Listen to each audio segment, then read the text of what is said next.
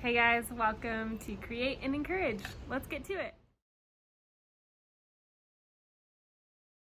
Hey friends, so today we're going to do acrylic painting because somebody requested that on Facebook, so sounds like a good place to start. I am first going to get ready. Acrylic paint does not come out of clothes, like all my clothes have acrylic paint in them, so that's why we make sure we wear an apron first off. Second of all, I can speak. We need canvas, so you can get like packs of canvas. This is a pretty cheap one. You can get like a pack of at Michael's that's already stretched and stapled in the back. And so I started like a bunch of these that were kind of ocean themed just as a backdrop, and I'm kind of reusing them now. But I like them. I typically like a gallery wrap canvas that's like double the thickness, so it's just ready to hang on the wall. But we'll just work with this. So I always recommend doing a back painting just because if you know that if you're gonna paint a field, you'll know it will be mostly green. It'd be good to have like a mostly green field. So I put it up on my little stand here, my little easel. I'm gonna talk about supplies. If you have acrylic paint, make sure it's acrylic paint. I cannot tell you how many times people tell me they have acrylic paint, but it's actually oil, watercolor, gouache, or something, I don't know, something else. Craft paint actually is acrylic paint, and that's how I started. This isn't old, really old actually, I don't know. I hoard things, but I used to paint as a kid with these craft paints, and it actually was a really good practice. So if you're just starting, they're really cost effective, and I like them because they're smoother to paint with, like wetter, and they're a great starting place. You might have a set that is like a basic set that comes, this is a good brand. You can get all kinds of different, just good like beginner acrylics. It really is depending on like what you want. This is a soft body, so it's more liquidy like my craft paint. So when I want that feeling that I used to have when I was a kid, I use this. But if I want like a thicker, heavier bodied paint, I use a heavy body paint. That kind of gives more of the lush oil paint vibe that people like, and the thickness. So I usually finish things with this because once you add the thick on top, or I make a texture with it underneath, it'll all make sense. Yeah, and then I also have some more of the liquidy ones that are great. So there's lots of different grades. If you go to any craft store, you'll find all of those. You need a palette. You can use a paper plate. You can buy disposable palettes. I use these, this is my last one and this one, but I use these for travel because I paint live at weddings and different events. And so it's really easy because I can clean it up by just throwing it away. But you can also use a paper plate or any kind of plastic palette that you have. Acrylic paint, if you don't wash it out pretty immediately, it'll stay there forever. I have some pretty wooden palettes that some paint got dried on, and I just decorate my studio with it because they're so pretty. Yes, so that is it for those supplies. Then you need water. I have this one for like my cleaning my brushes. If I'm done with my brush, I put it in here. And I have this one for actively painting. And brushes.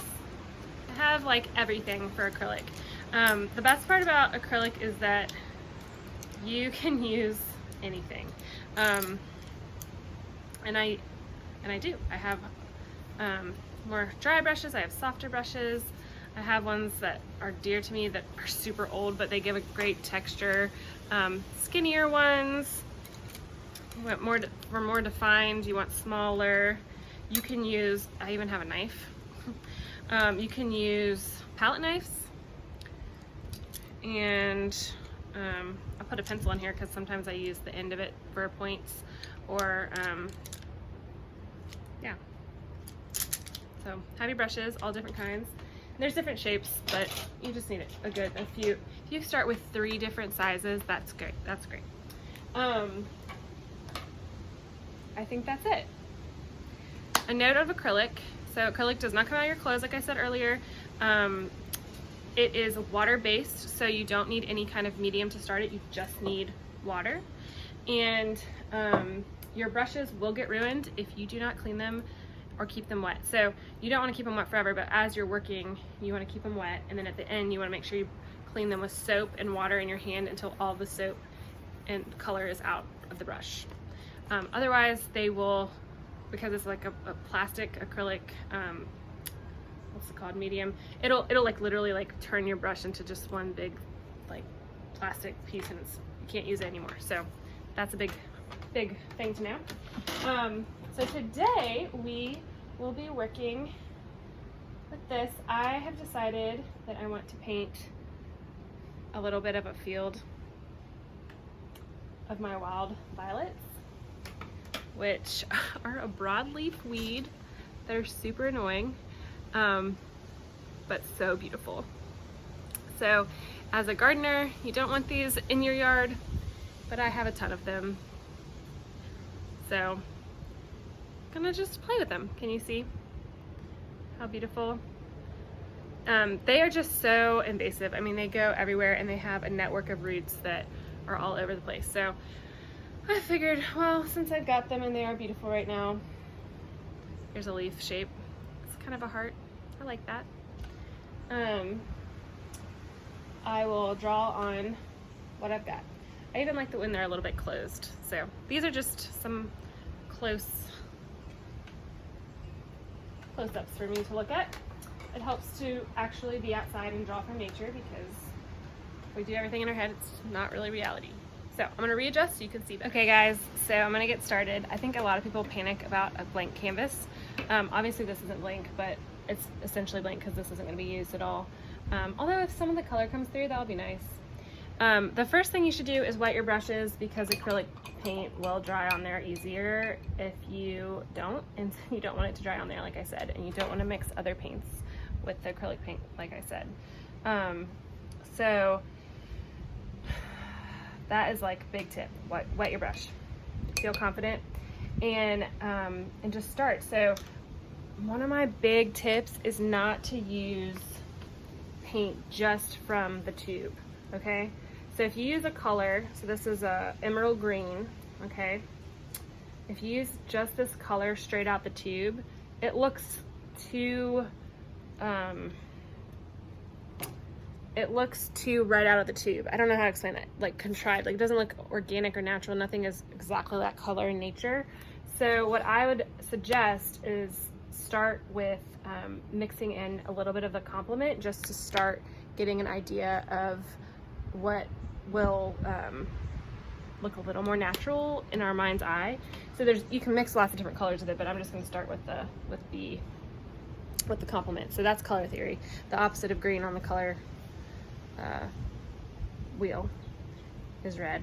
So it makes it a little darker to add the red, because the complements make it a little darker. But I think that's a good place to start for us, since we're just beginning. Can you see that?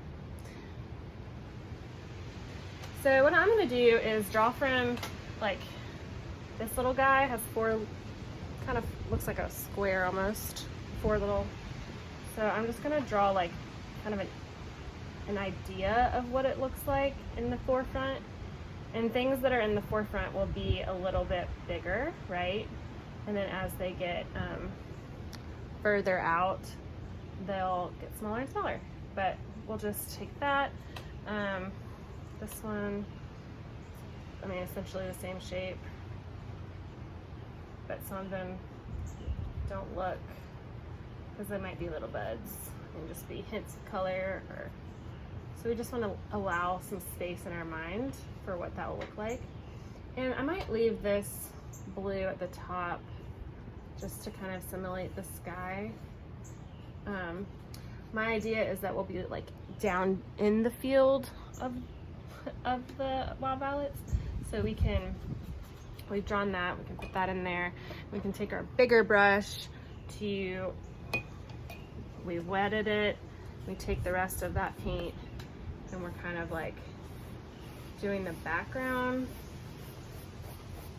of the field. We're gonna definitely need more, but you get the gist. Just to start, kind of orienting. You can make any pattern of the flowers. I just went for it. Sometimes it just helps to get something down on the the canvas. I know it looks like a mess, but don't worry. All is well.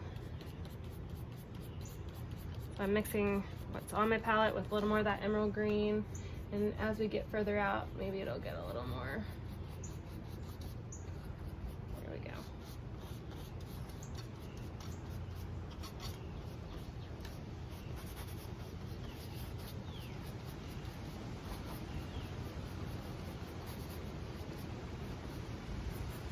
Okay, I'm gonna fast forward this for you. All I mean is if you're human, and if you're breathing, then you're made in the image of God. Okay, so I have done the background. I'm gonna let it dry because it's important that we let it dry for the layers. If you watch my watercolor one in the episode before, things can become muddy, and especially when you're beginning, if you just try to do wet on wet, it just doesn't work out. And plus, you can build up on top of each other with acrylic, which is really great and really beautiful, and it makes it so good. So, we just learned a little bit about patience. Okie dokie, we are back, and everything is pretty dry, or at least dry enough, which is great. We're gonna start on the flowers because I like to do the things that have a little more eye-catching potential. So I have a heavy body purple. I'm gonna add a little blue and a little magenta. Again, just follow my rule of like a little bit of a color that'll just make it look not straight out of the tube, because again, you'll look professional. Just add a little bit and see what happens. So because the flowers are quite small in comparison to the rest of this, we will use a smaller brush. I think this one will be nice. I'll show you. So this purple, it's not exactly the purple that I'm looking for, but it's what I have. So I'm gonna add a little blue.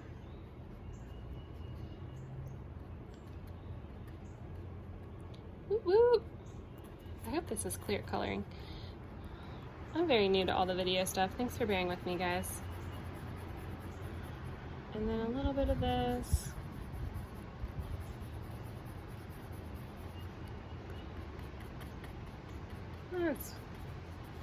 That's kind of the color I want to go for, because that's my favorite color. It's a variation of periwinkle. There we go. So if we kind of loosely go with it, because we're impressionists now.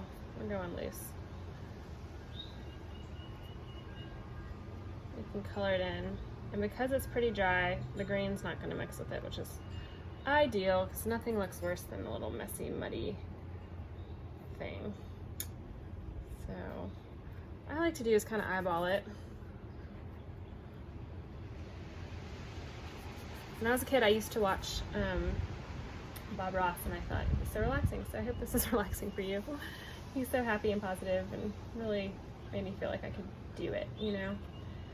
I also taught myself to paint off of the Impressionists. I loved Van Gogh and Monet, and I would, every time I would go to a museum, I was always drawn, and still am, to those artists.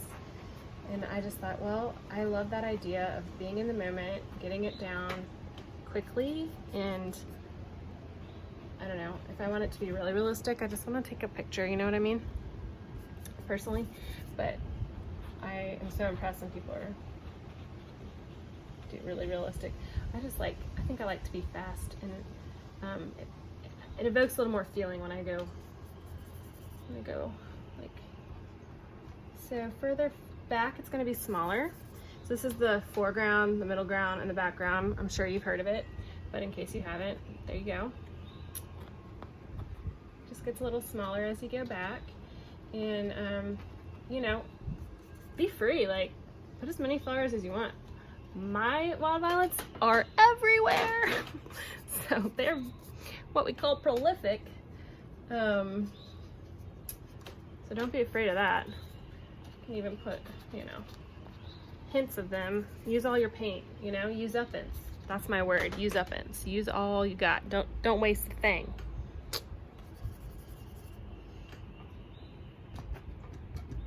Okay. Now those are obviously all the same in uniform, so it doesn't look amazing right now, but that's when I'm gonna add a little of this purple. And I'm a big fan of tints, so a tint just means that you add white to it, and I really like the light and bright look that a tint gives to a painting. So I add white a lot of the time. That's why I'm kind of almost out of it, but you can just remember to wet your brush before you. So all of these little violets have, you know, light. We'll pretend the light is just right on top, right? You always have to think of light. Light is what makes everything in this world be seen and sparkle, and I'm all about sparkling, but also it makes a painting come alive when you think of light. So varying up, if you paint a flower all the same color and all of them the same, it's just not realistic, and you've got to realize that light is hitting each one differently. There's like shade and shadow on things, and you can take your time with it, but this is, for the purpose of this, I'm just gonna go fast. But get out there and look at a flower. See how there's shade inside a flower. I mean, he's darker inside, he's lighter on the outside right here, right? This one, same, this one's open, so you can see, there he is. They're kind of wilting. Whoops. Okay, I'm gonna do a little more purple. You can also make purple with blue and red, which I'm gonna do. Sometimes I cheat and just use the color that's already mixed for me, but honestly, you don't have to have a lot of colors to create a painting as long as you have the basics that will mix together with a color wheel. One time I did a color wheel, I can't remember how many colors we did. I think it was over 200 in high school. I'll have to pull it out sometime. It is quite amazing. So that adds like a little darker feel to it, which I like.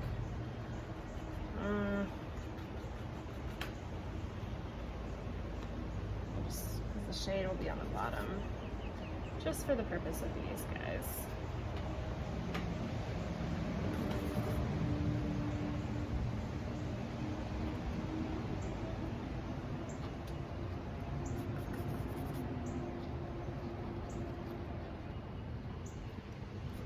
How fun is this, guys? We're painting. It's finally beautiful enough to be outside. It's like I'm living the dream. If only we weren't quarantined.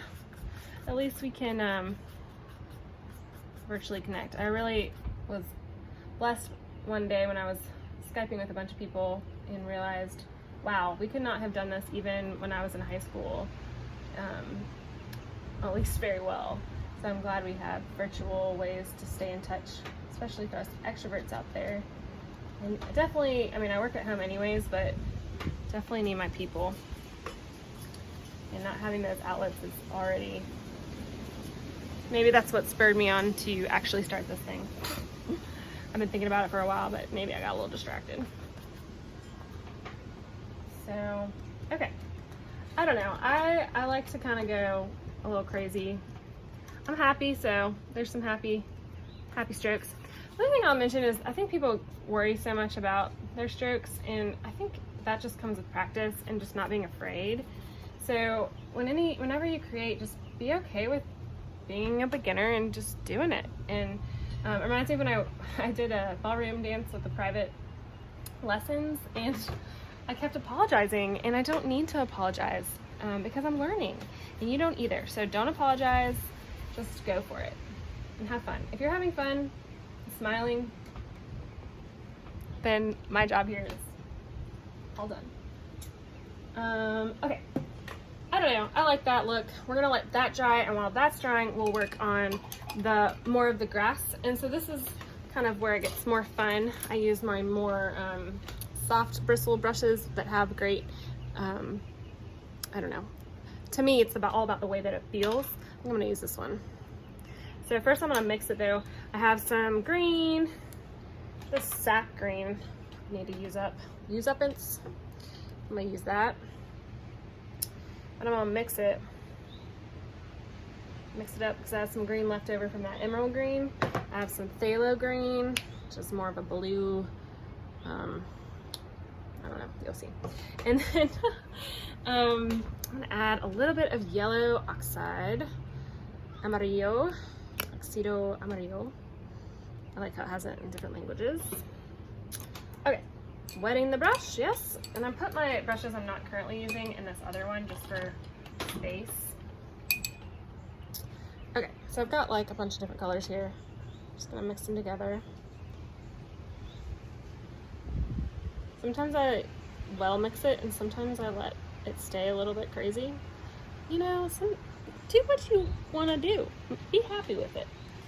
Okay, I don't know. Let's just think about these beautiful heart-shaped leaves that everybody loves to see in their garden.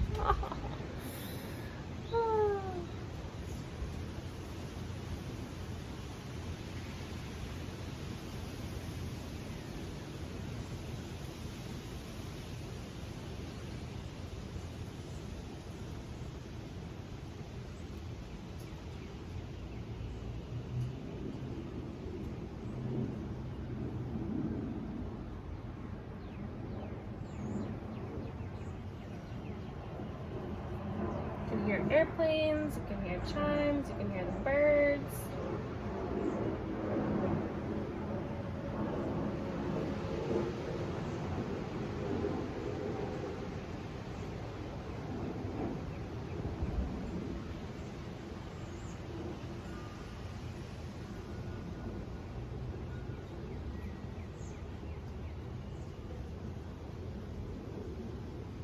So today was a pretty big day for our family. My sister is in med school, and if you know anything about the process, it is so intense, and we are just so relieved that it's over. So basically, once you get through all your med school, you have to interview for your residency and match into a place. So we have been waiting for this day for so long. And I'm gonna post this like later, so it doesn't mean that it's happened today. It happened, you know what I mean? Whenever I post this, it'll be late. But I felt like I was matching. It was such an intense deal because she lives with me and we're really close. And so, anyways, we found out today that she matched dermatology here in Richmond, which is so great, which means she won't be far away. And we're really happy about that. I mean, honestly, I'm so relieved. I was so anxious about it for her. She has worked so hard, and it's such a competitive process, and you just want the best for your people, you know? And so I don't know what else to say except I'm so happy. It's amazing. She might come out here, and if she does, we'll just congratulate her, won't we? So anyways, at this point, I'm just making it up because I'm not outside in the actual field and I'm just talking to you and having fun.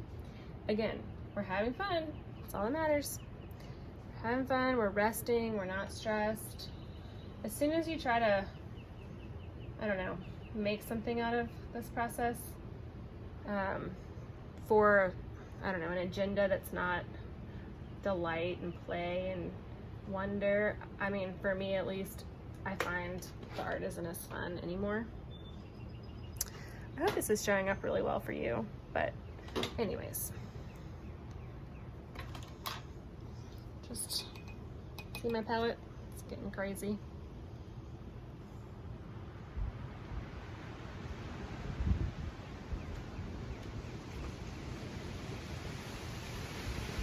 Ooh, the wind!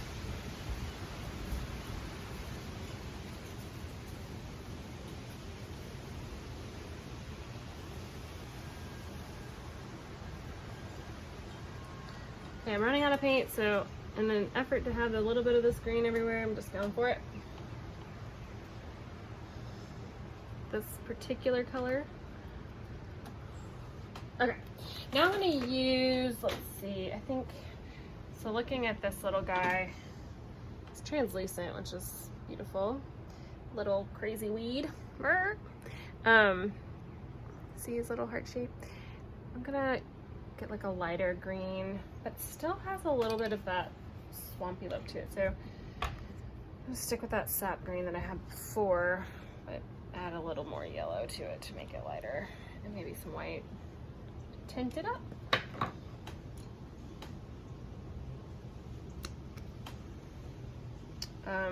If you ever do your nails and then start painting, this stuff gets on your nails and then, you know, a pretty nail job is not so pretty anymore. So I'm making a yellowy green because actually purple and yellow are complements, and when you put complements next to each other, they certainly do pop.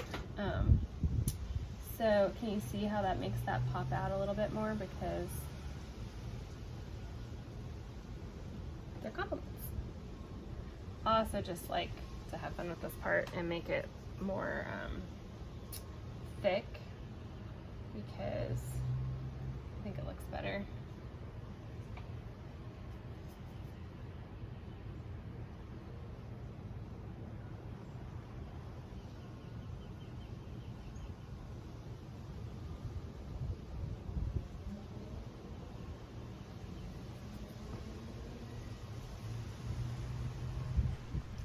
And this is where we're going to stop for today, and you'll have to come back for part 2, and we're going to move on to our encouragement section. I would love to hear if you have created anything this week. Please find me on Instagram or Facebook at Sincerely Sarah Studios, or comment below on this video. I would really love to hear and see what you've created, so please do. Today I have a really special friend, and in spirit I'm wearing an international travel dress.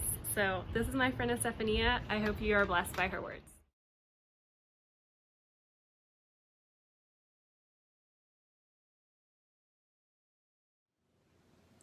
Hello everyone, I'm Estefanía Guillén, and I am currently in Panama, the Central American country. I'm originally from here, but I have lived in the US in 2 occasions. One as a student and also the other one as working there for a period of about 1 year. I met Sarah about more than 7 years ago, actually, to be very precise, on the fall of 2011, when I was an exchange student at M. Well, estoy muy agradecida de que estén viendo este video, espero que le encuentren valor. Y I wanted to join Sarah with the creation of this little project, which I believe is awesome. So we keep each other connected and juggling a bit about this different situation we are living in. She asked me to reply 2 questions. The first one, how am I doing with the creating rest? So what are the type of activities that I'm currently working on? One of my main passions is to travel, and as you know, we have been asked by almost the entire world just to stay still, stay at home to fight this virus, and I do believe that we can do it all together. So I'm currently living alone, living by myself, so I have a lot of time. And one of the activities that I really enjoy doing inside is reading books. So I have been reading a lot. Actually, I'm working on these 3 books. One is about self-improvement. Another one is about the pleasure of living alone. And the other one talks about Mexican women across history that have been well known for being activists, changing the story, like very heroic women in Mexico.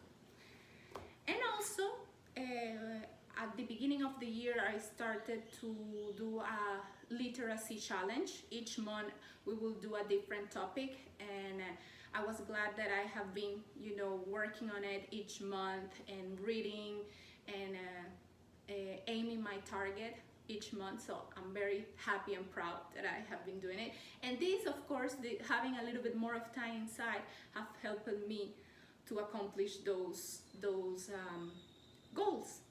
Other thing that I enjoy doing inside is painting mandalas. So I have been doing that, a lot of painting, also puzzles. I love puzzles. And before this situation started, a friend of mine brought me one that not only we have to do the puzzle, but also we have to paint it. Probably I'm gonna insert a photo in the video later on. But yes, I have been doing that also. Very important. Meditation and yoga. Just relaxing myself from time to time, doing some stretching, and of course that has been amazing, and also has helped me dealing with sometimes loneliness, sometimes worried, for sure, and also helps my body, you know, just calm down. So that's it. Second question is about how did I find contentment during this week. This week was hard. Was hard because actually on Friday it has been 15 days since I have been staying at home full time. I went out twice, and just for about 30 minutes just to get groceries and go back home. And so it was a roller coaster of ups and downs. However, throughout the week I put myself into reading the Bible, into worshiping and praying with my WhatsApp praying group, which is full of women encouraging. We help each other a lot, and pray for each other, and pray for the world, and pray for our dear ones. And also it's a space for us to get real about our emotions, about being honest about what we are dealing with. And also one of my dear friends told me something is like, for the first time in a long time, the whole world worries about the same thing. And this is an opportunity for us to focus on asking God about this same worry, put it into His feet, letting Him know that He has the control, He has the power, and that we will be praying, helping each other out while He takes charge of this worry.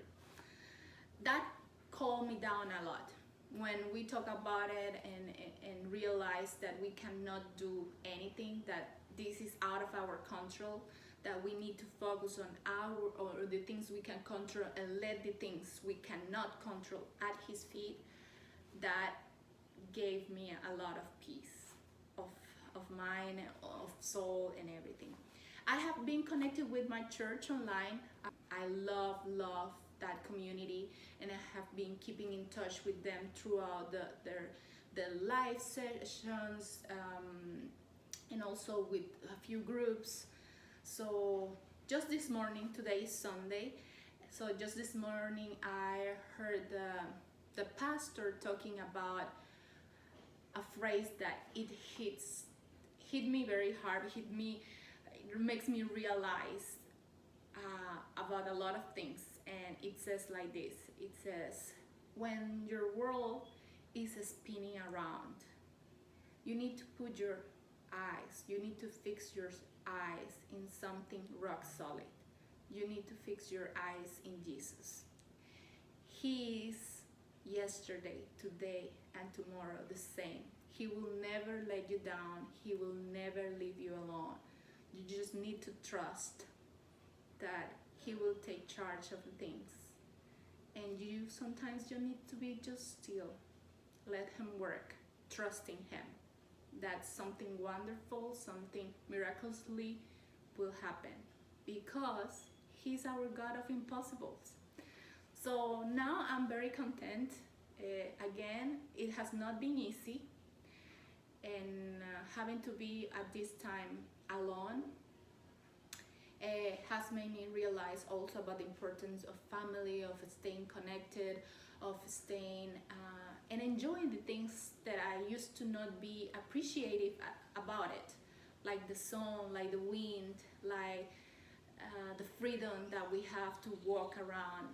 Now I have a different mindset about appreciation and gratefulness. So I invite each of you to reflect on that. I hope this message it's valuable for you, and let's keep pushing forward, and let's fix our eyes and the only being Jesus that will never change. So anyways, thank you for watching. Okay guys, I'm going to show you how to wash a brush since I have my wonderful sister here to hold the video camera for me. Just take your brush, take any kind of soap. I have a little bit of dish soap. That's what we're working with here. And you just, oh that's really hot. See how the blue's coming out? And you literally just rub it until there's no trace of blue left. You can check on a paper towel, but I can kind of tell when all the paint is off. You just want to make sure you do this. You don't let your brushes dry out before, I hope you can hear me, so don't let your brushes dry out before you wash them. Make sure there's a good little bit of soap on there to wash out. And there you have it. I'm going to wash all these brushes and we're all done.